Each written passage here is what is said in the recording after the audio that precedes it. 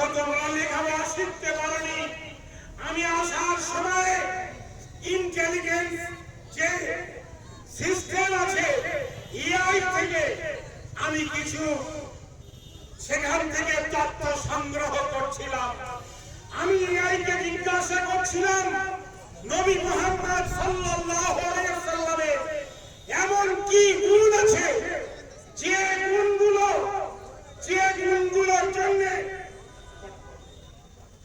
গুণগুলোর জন্য গোটা পৃথিবীর মুসলমানরা নবী মুহাম্মদকে জীবনের থেকেও নিজেদের প্রাণের থেকেও বেশি মূল্য দেন। অতএব 4 মিনিটের মধ্যে শেষ হবে। অতএব তখন জেপিটি আমাকে জানাচ্ছে যে তার মদিনা পরিচালনা করা, রাষ্ট্র নেতা হিসেবে মদিনা শরীফ পরিচালনা করার যে দোয়া হবে তারপরে যাবে, যে আদর্শ তিনি পৃথিবীতে দেখিয়েছেন তা আজকের বিশ্বের বুকে একটা মহান আদর্শ।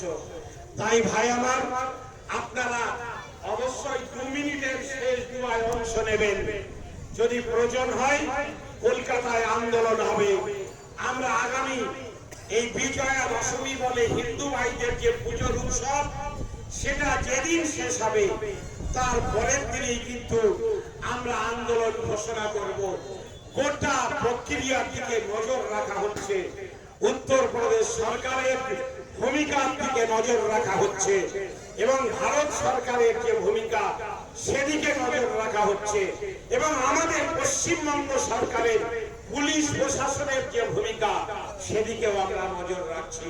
আমরা আশা করি আপনারা পৃথিবীর কোন শক্তির সঙ্গে, কোন নেতার সঙ্গে আপোষ করবেন না। এই বিষয়ে আই লাভ মুহাম্মদ সাল্লাল্লাহু আলাইহি ওয়াসাল্লাম। একদম 1 মিনিটে দোয়া করবেন। মডুপুর কনফারেন্স সেক্রেটারি ইমাম আমার ওস্তাদ জনাব মাওলানা আহমদুল্লাহ সাহেব।